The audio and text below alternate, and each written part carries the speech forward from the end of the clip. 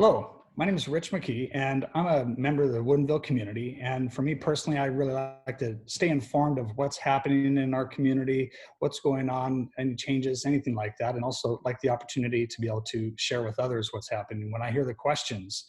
And really considering all that's going on right now with COVID, I know there's been a lot more questions, and so many of these questions have been directed towards the city. And so actually today, to get answers directly from the city, I'm joined by our mayor, Elaine Cook, and by Councilmember Rachel Best-Campbell, and also by our mascot, Quigley. So thank you guys for coming today. I appreciate this, being able to join together and answer some questions that the community has. Thanks, Rich. Thanks for having us. Yeah, so apparently you guys have been getting many of these questions directed towards the city, it sounds like. We have, yes, understandably. Well, yeah, definitely. Well, there's, so I've kind of got a list here, and I'll just kind of run through them real quickly. So first of all, I'll ask you, Rachel, from Lily in Westchester Hills, will the farmer's market open this summer? Lily, that's a great question, and especially since like the U District Farmers Market has opened. Yes, the Woodinville Farmers Market is tentatively scheduled to open on June 6th, according to their Facebook post this morning, but that will be based on guidance that they receive from the state and the county in terms of what is and isn't appropriate social distancing and what measures they can take. But as of this morning, and according to Facebook, yes, the Woodinville Farmers Market will be back in June. Oh, that's good news. I'll be picking up some flowers for my wife there. Oh, so yep. Look forward to that. Elaine, so from James in the Vineyards, will Teatro Zinzanni reopen? Yes, they will. So right before the COVID-19 pandemic, Teatro Zinzanni was in the process of constructing their permanent building that they'll put their tent back in. And they are absolutely still on target to open in November or this fall in time for the holidays. And when the governor reopened or reallowed construction to begin, the construction of the building began again or picked up where they left off.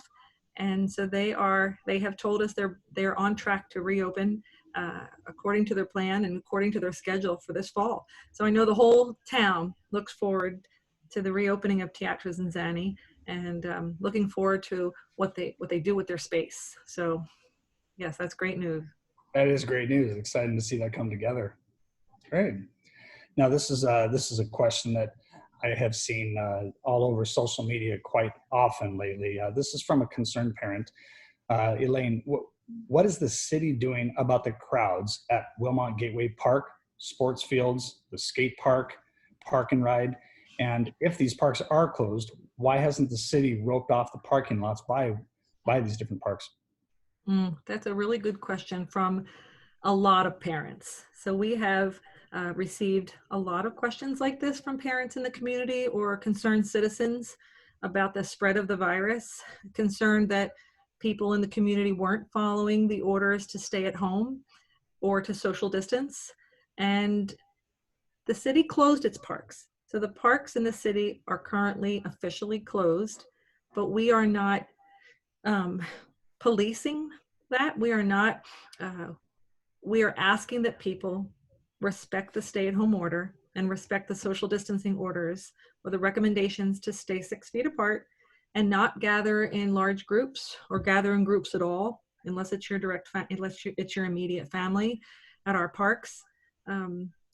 We have found that this community, the community of Woodinville, has done a remarkable job of following the social distancing orders and has really led to a decline or a flattening of the curve and lessening of the spread of the virus here in our community because people have stayed home. But to the concern that, or to the question about what the city is doing about it, the police are monitoring the parks and having conversations with citizens when they notice something going on that maybe is not a best practice or is not safe.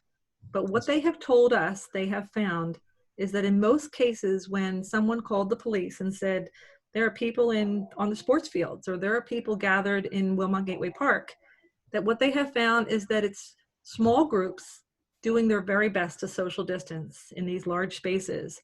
And a lot of people in our community just needed to get out in the fresh air with their families and exercise. So, and I think all of us understand that. So the second part of your question was, if our parks are closed, why have we not barricaded or roped off our parking areas? And the answer to that is really a matter of safety.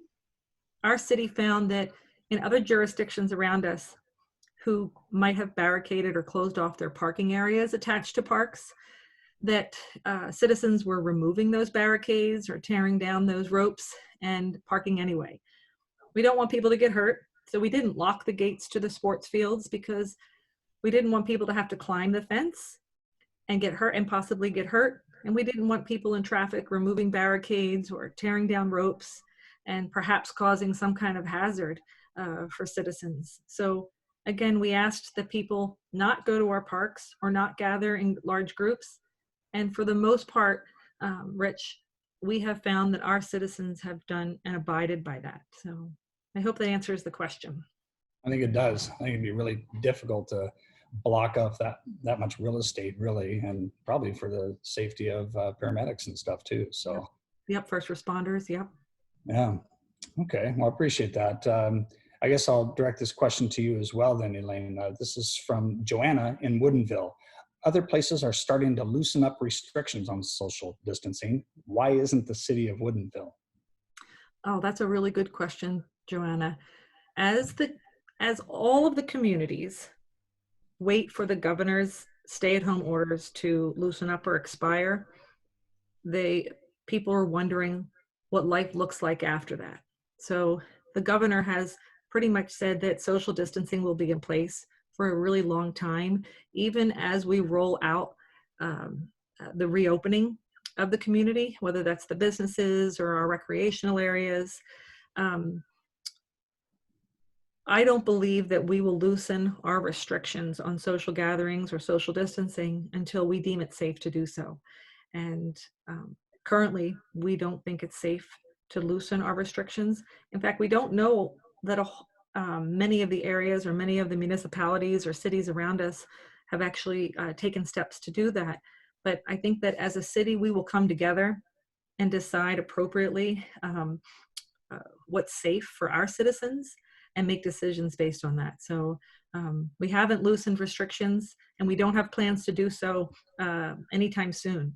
So, you know, as we get closer to that, I think we will communicate that. We'll do our best in as many different directions as we can to communicate our plans or our intentions and what that looks like and what we expect of our citizens as we do that. So that's a good question. I'm sure everybody's wondering when life will go back to some normalcy. Well, if we all knew, huh? Yep. Well, this ongoing communication, definitely, I know as a citizen, is really appreciated, though. So Sure. we will anxiously await for those updates. Yeah. Thanks, Rich.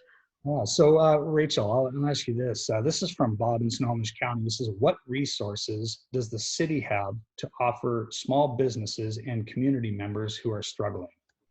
You know, Bob, this is a great question. Since I know most people are not watching our remote meetings, and we haven't necessarily given you guys updates yet, the City Council has established 3 separate committees to deal with the COVID crisis. So the first one is the Human Services Committee. The Human Services Committee is dealing with food insecurity. It is dealing with different social programs in an effort to respond to the community's needs surrounding COVID. There's the Community Outreach arm, which is the committee that is in charge of getting the message out to the people in a way that is useful and prompt. And the third committee that's been set up is economic development, and we have members of the business community as well as city staff and council members on there brainstorming ideas right now. And as soon as we have something to report, it will go up on woodinvillestrong.com, and that's a website that we've set up for a quick dissemination of information, but it'll also give you links to all of the resources that we've come up with, that we've funded. But it's also going to be, just a teaser, it's going to be a fun place for you guys to tell stories about what's been going on with you in your life and what has inspired you and what is motivating you and what's keeping you forward. So again, that is woodinvillestrong.com. councilmembers.com. And when our committees have something to report, that'll probably be the first place that you'll find it. Nice, exciting. Looking forward to hearing more about that one. So then I'll have another question for you then, Rachel. This is actually from Susan on Hollywood Hill. She says, do I have to wear a mask when I go out? That's a loaded question, Susan. The Centers for Disease Control and Prevention, as well as Seattle-King County Public Health, have advocated for the wearing of masks when you go out in public. Now, there is not a law that requires you to do such things. It is considered a best practice. And there are myriad medical reasons why you would want to keep your mask on. Most of all is because a lot of people they're finding do not show symptoms, even though they could be expressing some of the virus. So it's not just to protect yourself, it's to protect others. But as I've said, it's a personal choice. And personally, I make the choice to wear a mask when I go outside, and so does my family. But ultimately, that choice is only one that can be made by you, the individual. So, Susan, I think that that's up to you, but I know that you'll come up with the right choice. Thank you for that. Unless you're going to Costco, I think it is starting the 4th. It's mandated. Oh, good. Well, then I'll keep picking on you here. So this is Rachel from Sean and Charlie in downtown Woodinville. There seems to be more trash on the streets lately, which I haven't seen that, but hey, they've seen it. Is the city working during this pandemic? Well, I haven't seen more trash on the streets because I haven't seen much of streets lately. I've seen my front porch, and I've seen my couch, and I've seen my kitchen.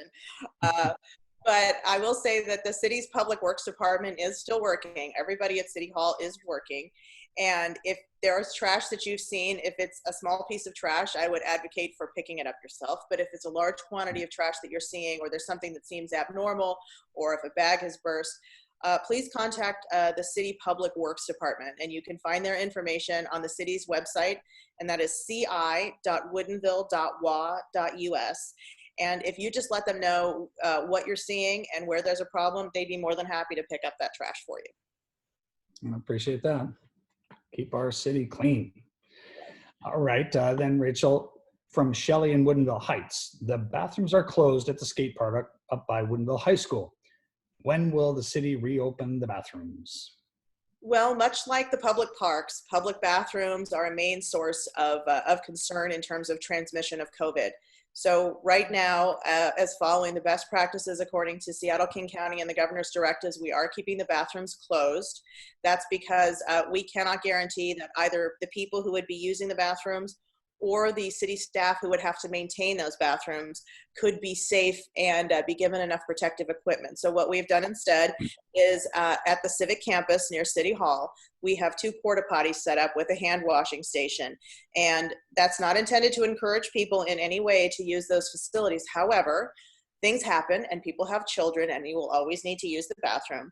So we've provided porta potties with hand washing stations because those are the easiest to clean, and those who clean, the business that cleans out those porta potties, they have full protective measures for their workers, and we can maintain worker safety in those porta potties, and they can be cleaned more regularly than the public bathrooms can.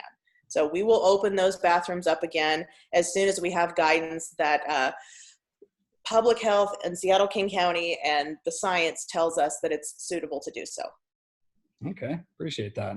Well, I'm sure many appreciate the efforts by having those porta pots out there, but it makes sense for the cleaning. So, all right, I need to shift gears here a little bit. Quigley, are you still with us?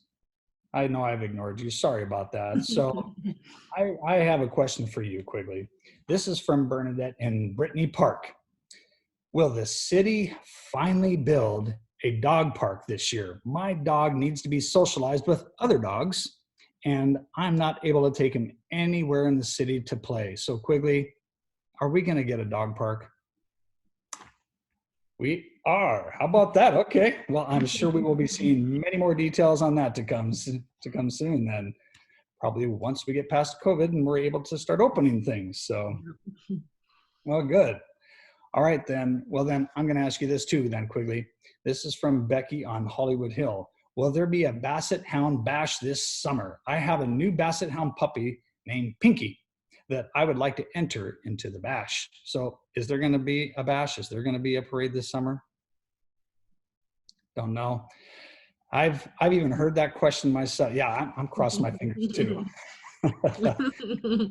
For myself, as the ambassador of the Woodinville Chamber, this is something that I've heard the same question, and there's going to be more information coming out soon. The goal, the hope, the desire, the dream is for us to be able to carry forward with all of the different events put on by Chamber. And so, yes, the hope is, but the answer is yet to be determined. So stay tuned for that one. Thank you, Rich. My pleasure. I will ask, actually, Elaine, let me ask you a question. Now, this one's from the Detman family in Quail Ridge. Will the concerts at Wilmot Gateway Park happen this summer that have been so fun for everybody? It's grown so much every year. It has. It is absolutely been an opportunity every summer for this entire community to come together.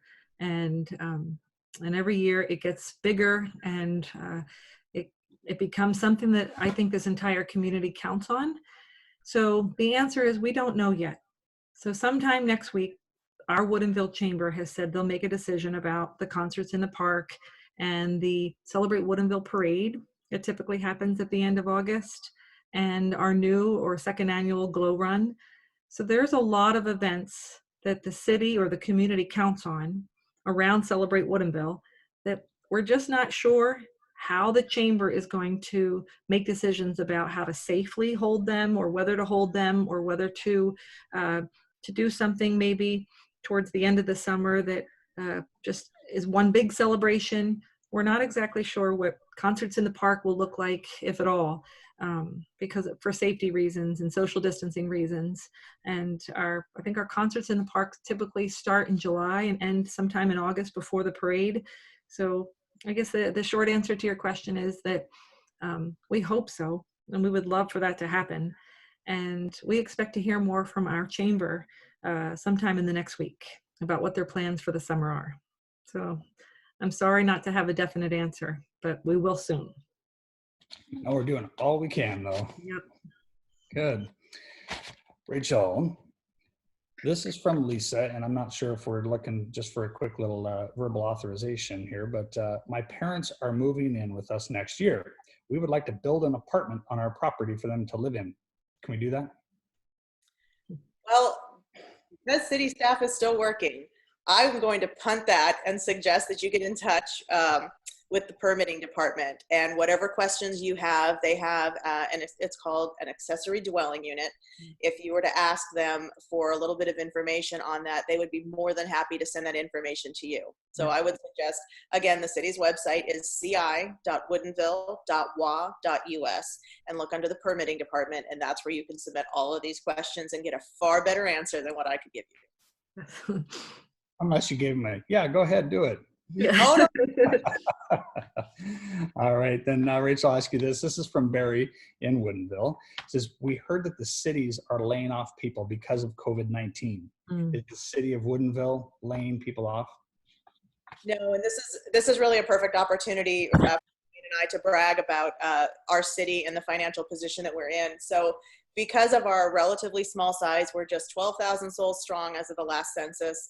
And we keep a very small staff. We have 36 staff who work at City Hall, and all of them are currently working from home. And we have not had to lay anyone off because we are what you call a contract city. Well, a contract city it means that we contract out with outside engineering firms, outside consulting firms. So when we have larger projects that require more bandwidth, more people hours, we can hire that out, which means that we can expand quickly and meet a need. But it also means that we can constrict and really limit our spending in times of need. So that's one arm of why we haven't laid anyone off. The second one is that we are not a debt finance city. So what is debt financing? Well, how many people have a mortgage? Pretty much everybody. City of Woodinville does not take out loans to complete projects. Instead, we save over time. And once we meet the threshold of enough money for a project, only then do we push that project forward. So everything that we pay for, we're basically paying in cash. So we are not burdened with crippling debt payments. We are not burdened by a repayment schedule that's going to fluctuate with the market. We are in a very sound financial position, and because of that, we can maintain our city staff. And because we can maintain our city staff, that means we're going to be more prepared. We're going to be further along for construction projects than other municipalities, which means we'll be able to get a better rate from a lot of these outside construction firms for the projects that we need to get done. So for right now, everybody from city staff is working from home, and trust me when I tell you they're working from home. We get reports every week about all the projects that they've completed, and they're working very hard to keep Woodinville moving forward and to keep our projects going and to keep our funding sources stable. So thanks, staff. That's really awesome. And I think that to hear the financial status of our city, but also, the lack of debt and just the way that things are controlled, it's really an honor to be a part of the city in that position. So thank you guys for all you're doing there. Sure. Thanks, Rick. Quigley, this is one I need your help with, Quigley. This is a question that has come up. This is from Thelma in Laurel Hills. She says, my neighbor's dog poops on our front lawn every day, and my neighbor does not pick it up. Can the city find her? Can the police do something about it? Can we get the FBI involved? I agree. That's a no-no. Now, I would also say you probably shouldn't call the authorities on something like that, but yeah, please pick up after your pooches. So that's actually all the questions I have right now. I'm sure there's going to be a lot more questions that are going to come in, and if there are more questions from the community, Mayor Cook, what's the best way for people to reach out with those questions? Oh, thanks, Rich. Thanks for everything.